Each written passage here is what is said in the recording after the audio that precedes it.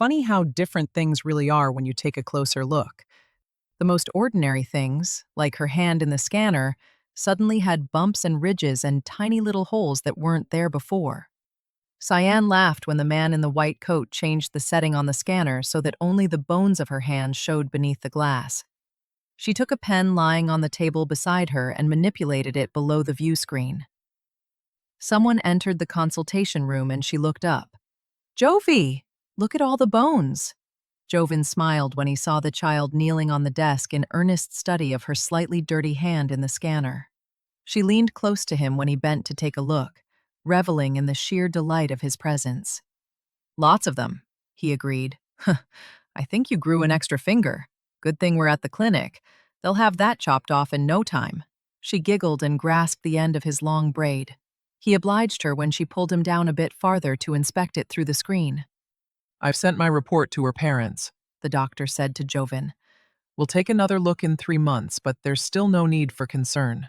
Her human physiology seems not at all at odds with her Delphian heritage. Of course, we have no other hybrid for comparison. She is a unique opportunity for the entire exobiology department." Joven lifted Cyan off the desk and onto his hip to ruffle her wispy blue curls. "See? You're a fine specimen, all ready for your big day." The doctor smiled. "She told me today's her naming day." "Yes," Joven said. "We're heading back to Delphi now. Although it seems both Nova and Cyan are completely set on keeping her baby name." Cyan bounced around on his hip. "Cyan!" she crowed. The doctor regarded her thoughtfully. She continues to amaze. We'll leave the matter of her neurological development to Delphi's Chantiers, of course, but I hope they'll share any new thoughts about her synaptic anomaly. Her speech is a little delayed, but I'm certain she understands far more than we assume." "Of course she does," Joven said and planted a loud kiss on her cheek. "She's my smart little Cyan." He nodded toward the display screen on the wall. "Any new ideas from your team about those voices she hears?" "Just one voice," the doctor said. "but we've found nothing new. We've ruled out any type of human mental illness. That doesn't mean she's not exhibiting something entirely new, but for now we're hoping that she's just feeling a little isolated. She tells us that Captain Whiteside and Major Tychon have been absent." Joven nodded. "The mess on Magra is—" He shifted his eyes to Cyan. "Well, it keeps them busy." So it may well be that she's inventing some friends to keep herself occupied while her parents are away. She's a bright little girl, likely capable of more than what's expected of her and simply bored. Medically, she is perfectly fine. Cyan, definitely bored now, picked up Joven's blue braid and tried to wrap it around his head to cover his eyes. He pulled it out of her hands. "Our Chantiers feel that this goes beyond imaginary friends," he said. "We all hope that being part Delphian means she'll develop our telepathic abilities. Meanwhile, some believe she's picking up random impressions from those around her." Is that possible? "Not really," Joven admitted. "Even our greatest talents require some sort of physical contact to initiate the Kamal, the mind link. It's not something we do without consent. And she's not entirely Delphian. Making contact with her is a bit of a challenge, even for us Chantiers." "Makes your head hurt," Cyan said as she traced her finger across his forehead. "She doesn't seem to remember what this voice says anyway," Joven said. "At least not now. We hope she'll be able to articulate her experiences more as she grows older." The doctor nodded. Of course. I keep forgetting that you too are trained as a Chantier.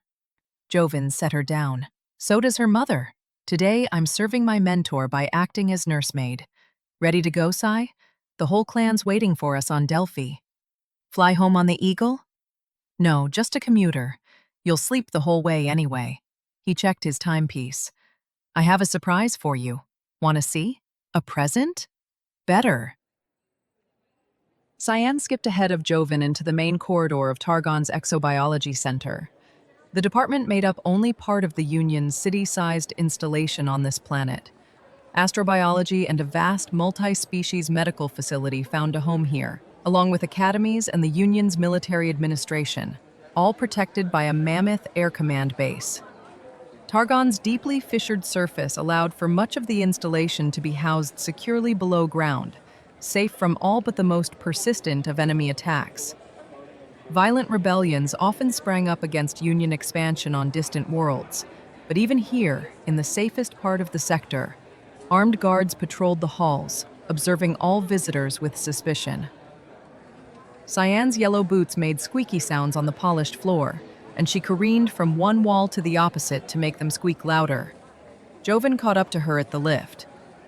"What's a hybrid?" she asked, standing on her toes to touch the elevator controls.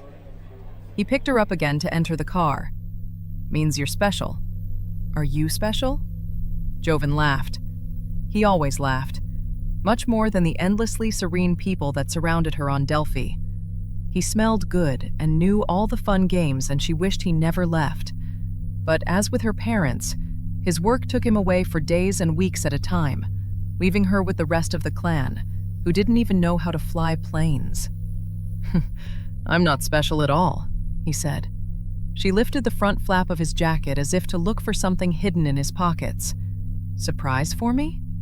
"Yes, just wait." They stepped off the elevator into another hallway, this one not as shiny and quiet as the one above.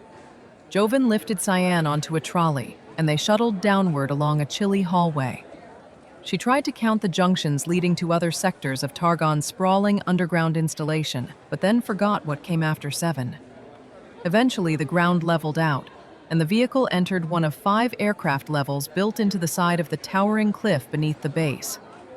They were deposited at a station where colored stripes on the floor showed the way for visitors. Most of the people at this end of the base wore Air Command uniforms, and Cyan craned her neck with all the wide-eyed rudeness allowed small children as they observe and absorb. Many of the soldiers and pilots here were Centauri, the primary species inhabiting the sector, but she saw the patterned hides of the Caspians, the densely tattooed faces of the Phaetons, and the many shades that made up the human species. No one but Joven and herself was Delphian, and she too drew curious, if a little more polite, glances. After passing the security check, Joven took her hand and strolled with her along a green stripe, and finally through a sliding door. She ran ahead of him through the lounge and to the transparent wall overlooking one of the vast underground hangars. "Planes!" she cried. "You are your mother's daughter, all right," Joven said. There was no one else using the lounge, one of several carved into the rock around the perimeter of the hangar, serving as ready room, break room, meeting space, and even quarantine area when necessary. He let her prattle as she watched the activity below, counted parked fighter planes, tried to guess where service carts were going and what they might be doing. "Incoming!" she yelled when the lights changed along some of the chutes leading into the massive hall. She was right. The beacons heralded the arrival of 3 of Air Command's powerful fighter planes, returning from some duty and now ready for servicing. The streamlined kites hovered silently to where the ground crew awaited, and the canopies opened to reveal the helmeted heads of their pilots. "There's your surprise," Joven said. "That's Data!" Cyan exclaimed when a tall figure emerged from one of the kites and slid across the wing to the floor. He had removed his helmet, and the slate blue of his hair was apparent even from up here. "Data's here?" "Yep," Joven smiled. "He works here, remember?" She nodded. "Targon." She bounced on the spot when her father looked up to the lounge and raised his hand. Joven grasped her arm when she started to run toward a door at the end of the lounge as if about to race out onto the runways. "You just wait. No little girls allowed out there." She hopped from one foot to the other until, ages later, the door opened to admit the tired pilot whose severe features transformed into an expression of joy when she flung herself at him. Her father swung her over his head. "There's my little blue," he said, accepting her sloppy kiss with a smile. "Ready to go home?" "To the party? Where's Mommy?" Nova's on her way, don't worry. He set her down again and pointed to the observation windows. Cyan skipped to the window to resume her post, looking for her mother among the people below. The pilots that had landed with her father were Centauri, neither of them the red-headed human she hadn't seen in days and days. She kept her eyes on the tunnels leading outside while her father and Joven talked about stuff. Something about the doctors. You're happy today. Cyan smiled when the friend touched her thoughts. There were no words, no pictures, as always, although that's how she had tried to explain it to the others. She just knew what the friend wanted to tell her. Of course, she never recalled afterward what he had said, which made her a little sad. But he had promised to come on her naming day. She remembered that now. And here he was. "Dada's here," she said softly to the glass wall, so softly that the two Delphians in the room heard nothing. The friend had taught her to speak like that. The adults made too much fuss over these little visits, so it was best to just keep them to herself. Jovi, too. She glanced over to them so that the friend could see them through her eyes. That's good. Came the reply, but something about it seemed terribly wistful. She imagined a very good hug, and the friend acknowledged it gratefully. You're on Targon. I remember the place. Yes, waiting for Nova. They're talking about you. About us. Tychon is worried. He worries too much. Because of me. She walked her fingers over the glass. The doctor man said you're make-believe, like pretend, imagery. Do you think that? No, I'm special. The friend seemed amused. Yes, little blue. You are. Another man arrived, and then a woman, both in uniform. They talked grown-up talk while her father peeled out of his flight suit and took his guns from the lieutenant. As always, their conversation was of no interest to Cyan, but the calm voices soothed and reassured, even if the words meant nothing.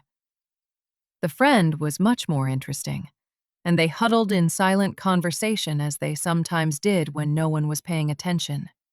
He seemed so lonely sometimes. When the officers had left, her father came to stand beside her. "There's Mommy," Tychon said when a runway lit up. This wasn't one of the runways used by the fighter planes.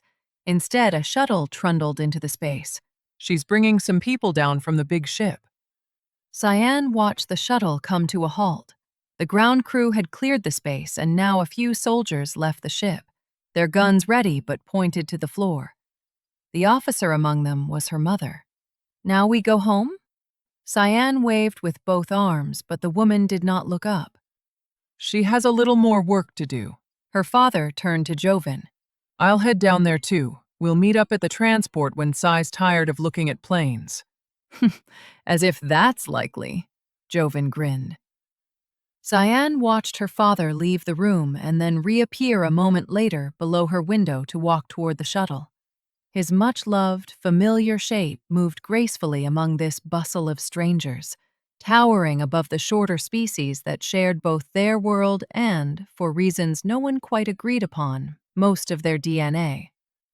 Not many Delphians chose to enlist with Air Command, and her father's long blue braid was the only one among the pilots and crew working here today.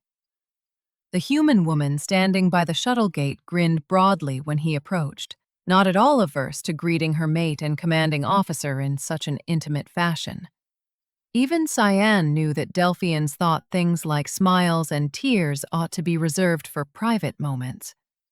She does that on purpose, you know. Huh? Teases him like that. She knows he thinks it's undignified.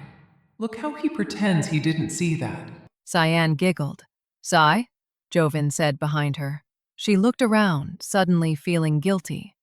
Joven slouched on a lounge, reading something on his data sleeve, but now observed her with concern. "What's funny?"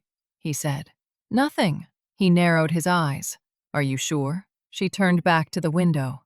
"Nothing!" A door to the network of underground levels below the Air Command base opened, and Cyan saw another troop of soldiers enter from there, all of them armed. By now, her mother's team was herding some people out of the shuttle. Civilians, mostly human. They looked around the vast hangar but stayed close together at some command from her mother. Prisoners. Rebels. The friend explained. Bad people from the Magran Wars. Important ones. Cyan watched her father speak to one of the bad people, detached and composed as always, although some of the soldiers around them seemed less so. Then something seemed to catch the friend's attention. She let him draw her focus away from her parents and to the arriving guard detail. Maybe they were going to put the bad people into prison. But the friend's sudden panic had nothing to do with the captives. You have to leave. Now! What? The focus shifted to one of the guards, as if someone were holding a lens over him, just like the scanner in the doctor's office. The Centauri soldier walked briskly, like the other men and women on his team, his eyes on the arriving captives. But he held his gun differently, and his step wasn't the lithe stride of his fellow Centauri, whose long limbs sometimes made them seem strangely elegant.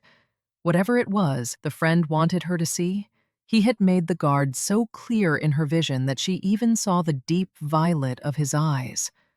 "What?" she said again. "Cyan?" Joven said, coming to his feet. The friend had shown her stuff before, stuff she needed to know, like the time she got stung by that beetle and he told her to go see her aunt because it was poison, and in the end it was. What was he showing her now? She pressed her hands flat on the glass. It seemed to her that the soldiers suddenly scattered, their guns no longer pointing to the floor. The shuttle with the prisoners came apart in a storm of shrapnel that swept people and equipment twisted and broken across the runways. When another ship exploded, her parents disappeared in a massive flash of light and heat that she felt even here, through the bomb-proof window of the lounge. "Dada!" she cried. Lights changed and alarms rang as the rest of the complex locked down, leaving the survivors below to look after themselves.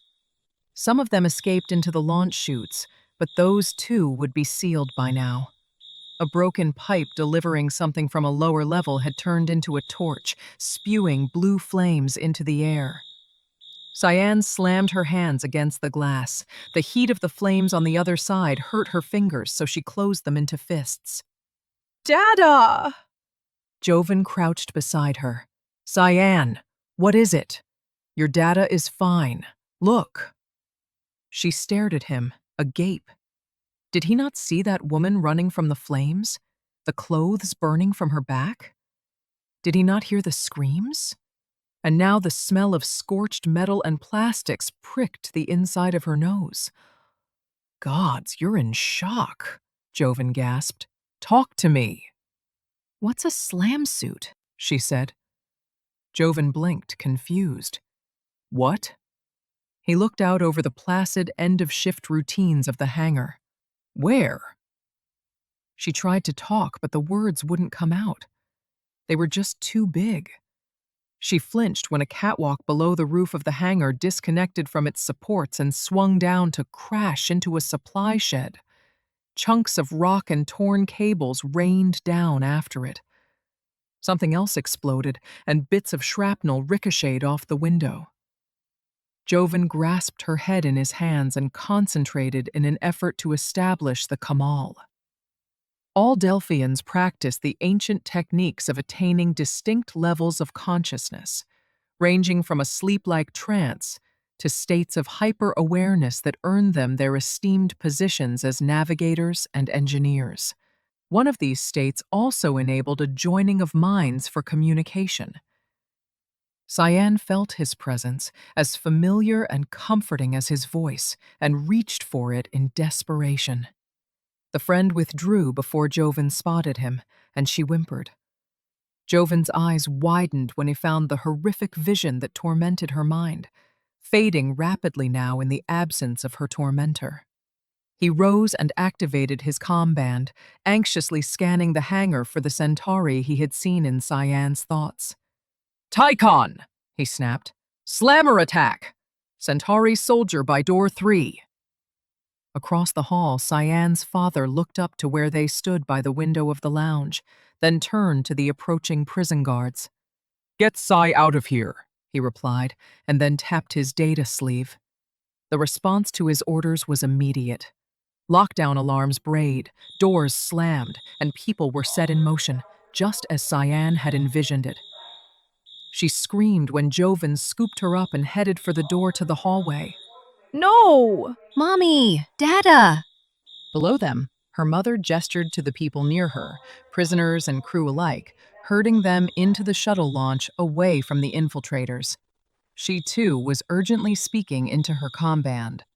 The last thing Cyan saw before Joven swept her from the room was her father opening fire on the guards, people in uniforms just like his, even as other soldiers rushed toward him in confusion. Only when all of the Centauri lay on the ground did her father drop his weapon and raise his hands in surrender. Cyan was still hysterical when Joven reached the external corridor that had brought them here. Soldiers now guarded the entrance to the tunnel, organizing fleeing staff and pilots into the shuttles away from here. They snapped terse orders, moving with well-practiced efficiency earned through training and experience. Joven slowed, huffing from sprinting with the child in his arms, and awaited his turn to leave. A mechanical, though pleasantly cheerful voice emitted from the sound system, asking everyone to please move along. Another one. The Caspian over there. "What did you say?" Joven said to Cyan. "Caspian?" "Bad man!" she yelled. Joven, still locked in his Kamal with her, scanned the nervous crowd. Everyone but him seemed to be armed, and no one saw what he did now. With some uncanny clarity, he recognized the murderous intent in the Caspian's yellow eyes, perceived the signal emanating from what was certainly not a security scanner in his clawed hands. He grasped the arm of a human lieutenant who was about to clear the crowded transport for departure. "Stop the shuttle," he said, his voice low but urgent. "Expect explosives in the tunnel. Caspian guard by the gate with a detonator." The officer frowned, puzzled by the civilian's claim, but one did not doubt the word of a Delphian without due consideration. As humorless and aloof as they appeared, none of them were given to announcing things like this without cause. The lieutenant glanced at the soldier standing next to him, who looked just as surprised, and tipped his head toward the Caspian. He knows. He sees us. He's got a gun. Cyan screamed when the Caspian raised his weapon. Two more soldiers spun, now also recognizing the threat, and lunged toward the terrorist. Joven turned the other way, not waiting around to see who else among these uniforms didn't belong here. He had pledged his life to Tychon's clan, and the child was his only priority now. He raced away from the tunnel entrance toward a stairwell to the upper flight decks. Shots rang out behind them, perhaps more rebels serving as backup for the attack in the hangar. A thin black line scorched the wall above their heads when a laser failed to find its mark. Joven placed his hand over Cyan's mouth and ducked into an alcove that led nowhere but a locked door. "Shh, quiet," he whispered, although the shouting in the hall now obliterated her whimpers. He sank into a corner and folded his body around her. Only moments passed before two men ran past the narrow opening to the alcove. They fired back over their shoulders, not even aiming in their panic to escape. Joven ducked his head, expecting a random shot to find its way in. Seconds later, several Air Command troops rushed by, their fire far more disciplined. Someone screamed, and silence followed. Cyan struggled to draw breath in Joven's tight embrace, trembling despite his whispered reassurances, terrified by what she had witnessed. "Sigh," he said, still breathless as he activated his comm band to contact security. "Are you all right? What happened? How did you know?" Forget. Cyan laughed when the men in the uniforms delivered her and Joven back to the lounge they had left not so long ago. It was very busy here now. There were hospital people everywhere, and a couple of soldiers were lying on stretchers. She raised her arms when her mother rushed to take her from Joven. "Cyan!" Nova cried. "I was so worried." She treated Cyan to a smothering embrace and buried her face in her daughter's blue curls. "Dada!" Cyan yelled. Tychon raised his hand, allowing himself a slim smile at the sight of his only child safe and well. A medic was still scanning his body as he half reclined on a lounger. "What happened here?" Joven said. "You were right," Tychon said. "Bomber in a slam suit among the guards." "One of the new guys," a Centauri soldier sitting on a stretcher said. Just came in with the furlough bunch from Magra. He started to curse, but then his eyes darted to Cyan, and he stopped himself, appearing to think better of it in the presence of the Major's daughter. I had to shoot all of the Centauri to get the right one, Tychon said. He tapped the gun lashed to his thigh. Could have been worse. Already had this on camp setting. Lucky us, the soldier said, wincing in pain as he stood up. Sir, he added. Tychon tipped his head back and closed his eyes against the headache blooming behind his ears. And then Captain Rawless took me out. I'd forgotten how this feels. Sounds like one big confusion, Joven said. There were more in the hall. All of them went down. He shook his head at Nova, assuming that she was about to ask if her daughter had witnessed the carnage. Some injuries among our people, but no fatalities. They're scouring the tunnels for explosives. Nova tipped her head to look into Cyan's eyes. You all right, baby? Cyan seemed confused. Can we go to the party now? She said, unsure why everyone was making such a fuss. It was her naming day, and there was a plane ride back to Delphi. Someone at home was probably making a Ruja pudding, her favorite. How did you know about the slammer? Tychon asked Joven. Did you spot the suit from all the way up here? I didn't, Joven said. Cyan did. Nova raised her brows. You saw that funny blue suit on that man, Cyan? From up here? She threw a puzzled look at Tychon. With a uniform over it? What man? Cyan said. Joven placed his hand on her arm, and she felt a new Hamal, his presence in her mind as pleasant and calm as always. But he seemed to be looking for something. He released her and shook his head. It's gone. I don't get it. She knew that rebel was up to no good, that there were more in the tunnel.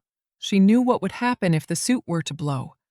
I saw it too. It was terrible. How did you know, Sai? Nova said gently. Cyan looked around, seeing the eyes of the officers and medics focused on her. This was probably a good time to remind everyone while they were paying attention. It's my naming day, she announced. For a moment, she felt another presence, like a soft caress in the back of her mind. Then it faded, perhaps not to return for a long time. She reached for it, wishing the friend would stay just a bit longer. Someday. Thank you for listening to Little Blue, a short story by Chris Rare. If you are a fan of the series, this story belongs just after Rebel Alliances ends, but before Delphi promised. Look for other free stories by this author here on this platform. Also check out Chris Rare's sci-fi space opera novels, available on Amazon, Kobo, Apple Books, and Google Play. Audiobooks with human narration are available at Amazon and Audible. Links below. Copyright 2025 by Chris Rare. All rights reserved.